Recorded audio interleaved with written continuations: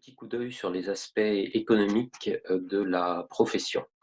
Et d'abord quelques chiffres pour donner des ordres de grandeur. C'est plus par secteur que l'on peut donner des indications. Les secteurs qui sont les plus prépondérants en termes de volumétrie, mais on compare un peu des choux et des carottes, ce sont les médiations institutionnelles. Dans les rapports annuels des médiateurs institutionnels, on trouve systématiquement des chiffres sur leur activité, et notamment le traitement du nombre de dossiers, de litiges, de situations, de réclamations, de cas, selon la terminologie propre à chaque médiateur institutionnel. Pour le défenseur des droits, tous ces chiffres sont de 2018. C'est 90 000 dossiers qui ont été traités. Pôle emploi, 31 600 dossiers. La médiatrice de la SNCF, 12 000. Médiateur national de l'énergie, 16 000. Médiateur de la ville de Paris, 2 000. Et on peut aller consulter les rapports annuels pour avoir plus de chiffres. On voit bien que, évidemment, ce n'est pas une personne qui peut traiter cette quantité de réclamations.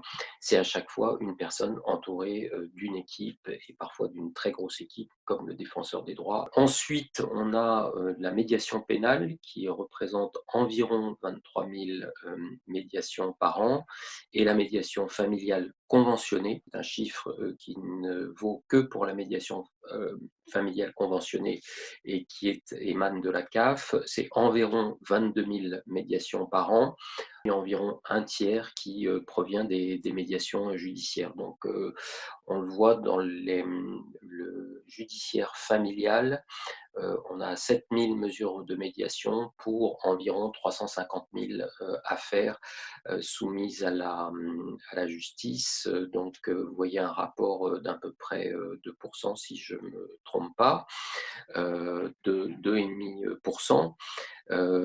Pour l'ensemble des affaires judiciaires, si on prend ce qui a été envoyé à la médiation par les juges, c'est moins de 1 pour 1000, alors qu'en conciliation, la conciliation représente 3,5% des affaires soumises au TGI en 2018.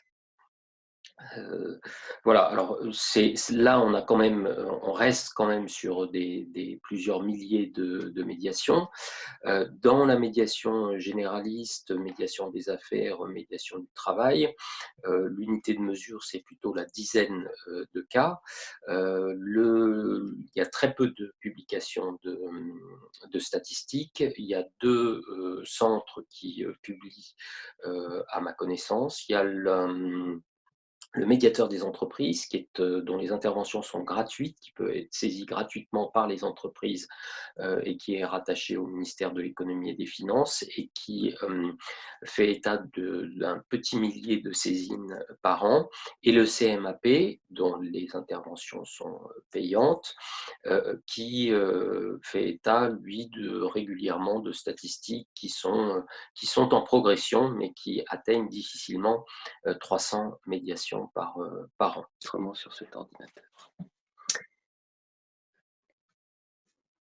Voilà, donc à partir de ces chiffres qui fournissent des grandes indications sur le panorama des médiations en France en termes d'activité, on peut essayer pour terminer le panorama de la profession, euh, de positionner les différents statuts de médiateur, ou plus exactement les différents emplois dans la profession, sur la carte.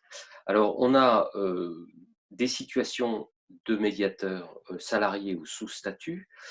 C'est essentiellement le cas dans le secteur de la médiation institutionnelle, où lorsque les médiateurs sont employés par l'organisme pour lequel ils travaillent, eh bien, ils sont sous statut de fonctionnaires, de salariés ou contractuels.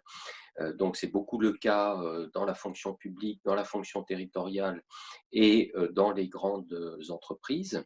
Et puis on a un autre exemple de médiateur salarié en médiation familiale dans les associations conventionnées par la CAF, où on trouve là des médiatrices salariées. Deuxième, on trouve également, mais dans une bien moindre mesure, des médiateurs salariés chez les médiateurs généralistes, parmi les cabinets de médiation, et en médiation du travail, lorsque on fait appel à une médiation par l'ARACT, par l'inspection du travail, donc par où là le médiateur, évidemment étant employé d'un organisme public ou parapublic, est également sous statut fonctionnaire ou contractuel.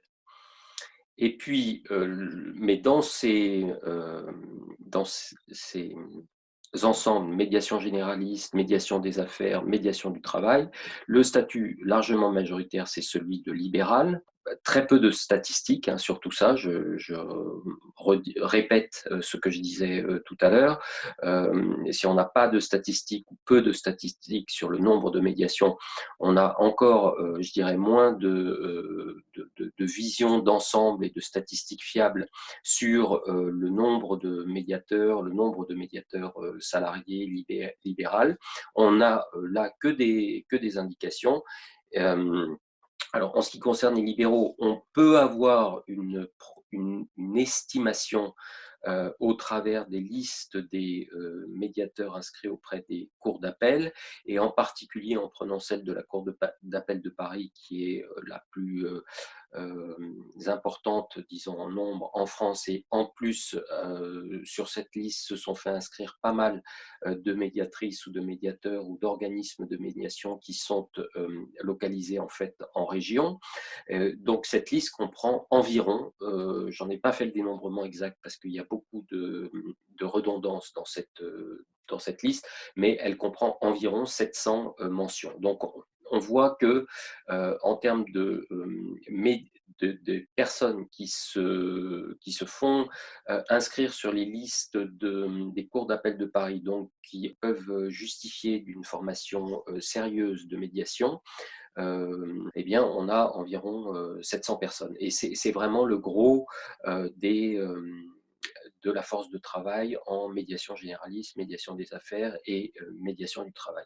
Alors, on retrouve des libéraux en médiation familiale, puisqu'il y a des médiatrices familiales installées en libéral. Il y a d'ailleurs des médiatrices qui sont en libéral et en salarié, puisque dans la médiation familiale, dans les associations conventionnées par la CAF, qui représentent environ 730 personnes, cela correspond à 390 équivalents temps plein. Donc on voit que le statut majoritaire en association conventionnée de médiation familiale, c'est un statut à temps partiel et généralement à mi-temps, voire pour des temps encore inférieurs à ceci. Et puis on trouve aussi des médiateurs en exercice libéral dans la médiation de la consommation pour les fédérations ou les professionnels qui contractent directement avec des médiateurs pour leur guichet de médiation. Et puis enfin, il y a un troisième type de médiateurs, les médiateurs bénévoles. Donc toute la médiation pénale est faite par des médiateurs bénévoles. Les médiations de voisinage et pas mal de médiations généralistes en association sont faites par des bénévoles. Et maintenant, alors si on s'intéresse et il faut bien le faire pour la profession et l'emploi, aux revenus que peuvent tirer les médiateurs et les médiatrices de leur activité, eh bien, on va avoir un grand contraste entre ceux qui sont salariés ou sous statut et qui sont donc rémunérés selon l'échelon ou la grille salariale de leur organisme employeur. Les salariés des associations de médiation familiale, alors que le salaire d'une médiatrice familiale à temps plein En association conventionnée, c'est environ 2 400 € bruts par mois, et je rappelle que la plupart sont en fait à temps partiel. Et puis, pour les libéraux, alors c'est un peu la grande interrogation, hein. On a probablement là, comme pour les médiatrices salariées, un grand écart entre ceux qui ont le plus petit revenu et qui sont probablement la large majorité, et ceux qui arrivent à en vivre, qui sont probablement une toute petite minorité. On peut dire ça en croisant deux ou trois informations. La première information, donc, c'est les 700 médiateurs inscrits sur la liste de la Cour d'appel de Paris. Donc, on voit plusieurs centaines de médiateurs pour un nombre de médiations qui est quand même de l'ordre de quelques centaines. Donc, on voit déjà qu'il y a un petit hiatus entre des médiateurs très nombreux et des médiations relativement peu nombreuses. Ça, c'est la première information. La deuxième information, c'est qu'une médiation judiciaire est payée aux alentours de 1 500 à 2 000 €. Et la troisième information, bon, qui relève de statistiques trouvées sur Internet, mais qui confortent un peu les informations que j'ai informellement de mes collègues, c'est que quand on fait une dizaine de médiations par an, on fait déjà un chiffre relativement décent, et je dirais presque normal pour la profession de médiation. Donc vous voyez les médiateurs libéraux qui arrivent à tirer une vingtaine de milliers d'euros de leur médiation, de leur activité de médiateur, sont déjà parmi ceux qui gagnent relativement bien leur vie. Et évidemment, selon le niveau de vie que l'on veut avoir ou les charges que l'on a, ce chiffre d'affaires est suffisant ou insuffisant. C'est pourquoi on trouve dans cette profession énormément de cas de multiprofessions. Il y a très peu de médiateurs qui ne sont que médiateurs. Il y a beaucoup de médiateurs qui euh, exercent une autre profession. C'est le cas de tous les médiateurs qui viennent du monde juridique, les avocats, les huissiers, les experts, mais la plupart des médiateurs ont aussi une activité de formation. Et donc, on a affaire à des gens qui ont un portefeuille d'activités qui leur permettent de finalement gagner à peu près leur vie. Pour finir ce panorama de la profession et parler de l'emploi, il y a des réflexions actuelles sur le statut du médiateur qui sont à la croisée de préoccupations de qualité, fournir une médiation de qualité en France, et préoccupation de professionnels, de pouvoir garantir aux médiateurs un revenu suffisamment attractif pour que des jeunes se forment à la médiation et puissent en faire leur profession, ce qui n'est pas le cas ou peu le cas aujourd'hui, puisque en dehors de certains secteurs, la médiation institutionnelle et la médiation familiale, on voit que la plupart du temps, les médiateurs ont soit une première profession de laquelle ils tirent l'essentiel de leurs revenus, soit deviennent médiateurs sur le tard, comme une seconde ou une troisième carrière. Et quand l'on croit ce document qui essaie de localiser les différents statuts de médiateurs selon les types de médiation, et le précédent qui indiquait des volumétries selon le type de médiation, on a envie de se faire une réflexion. C'est quand même dans les endroits où la médiation est gratuite ou très subventionnée, comme la médiation familiale conventionnée, ou gratuite comme la médiation institutionnelle et la médiation pénale, que l'on trouve le plus grand nombre de médiations. Et d'une manière liée ou pas, c'est dans ces secteurs que l'on trouve les médiateurs salariés ou sous contrat ou fonctionnaires ou bénévoles pour la médiation pénale. Mais si l'on met la médiation pénale à part, les seuls endroits où les médiateurs ont une certaine sécurité de l'emploi et surtout une certaine sécurité de leurs revenus dans des emplois salariés, c'est la médiation familiale avec un écosystème particulier et le financement des CAF et dans les grands organismes publics ou les grandes entreprises privées ou semi-publiques qui ont décidé de financer une antenne de médiation. Donc c'est comme si il y avait une sorte de déconnexion entre ce que paient les bénéficiaires des médiations, les clients, et ce que sont rémunérés les, les médiateurs, puisque à l'inverse, dans le secteur des médiations généralistes, médiation d'affaires, médiation du travail, il y a très peu de salariés et ce sont des libéraux et on vit aujourd'hui une compétition assez vive entre ces libéraux, ou pour ceux qui ne comptent que sur la médiation pour en vivre, eh bien leur revenu dépend essentiellement de leur flux d'affaires, donc ils sont constamment à la recherche de médiation, et seuls certains s'en sortent parce que ils ont réussi par leur performance, par leur mérite personnel ou par leur bonne relation à avoir un flux d'affaires constant.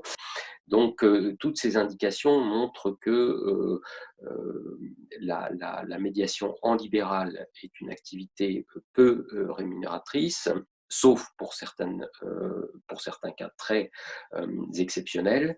Et c'est souvent une seconde activité, la première permettant encore à ce- à ce- aux professionnels de gagner sa vie.